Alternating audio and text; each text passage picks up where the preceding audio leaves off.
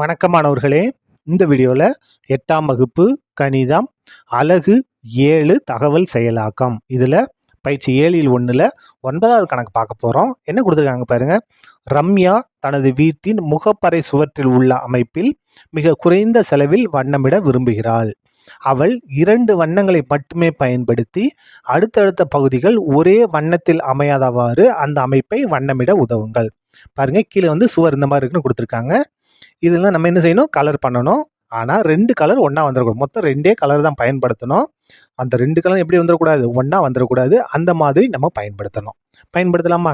பாருங்கள், முதல்ல இந்த இடத்துக்கு நம்ம பெயிண்ட் பண்ணுவோம். இந்த இடத்துக்கு பெயிண்ட் பண்ணலாமா? இந்த இடத்துக்கு நம்ம பெயிண்ட் பண்ணுவோம். பாருங்கள், என்ன கலர் பெயிண்ட் பண்ணியாச்சு?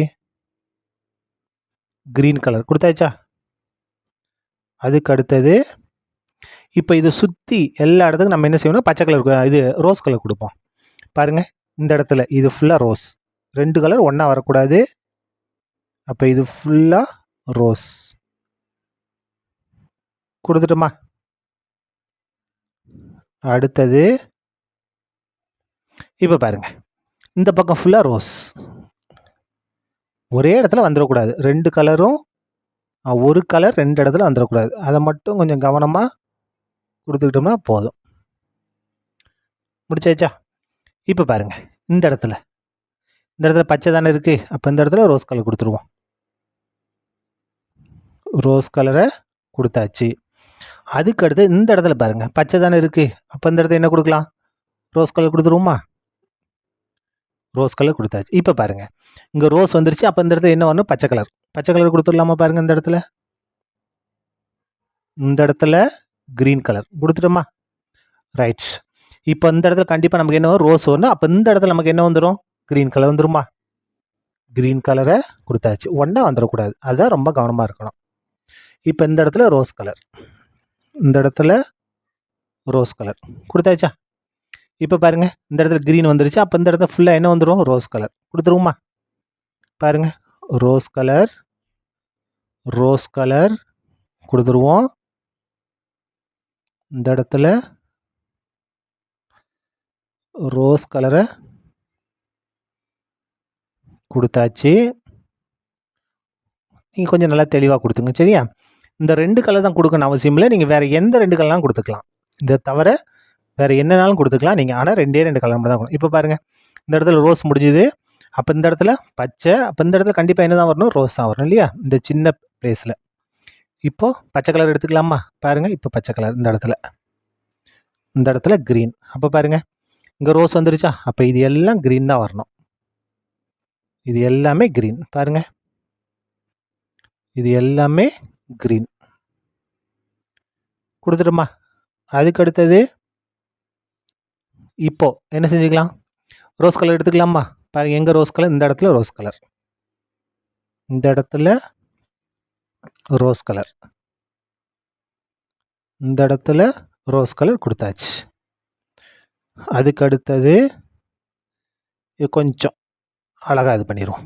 அதுக்கு அடுத்தது இப்போ பாருங்கள், இந்த பக்கம் ஃபுல்லாக ரோஸ் கலர் கொடுக்கணும். அப்படி தானே? பாருங்கள், இங்கே என்ன இருக்குது?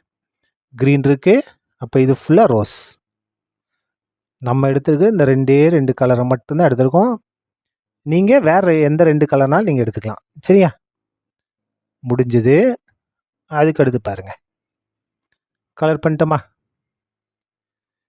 இப்போது இந்த இடத்துக்கு வரலாமா?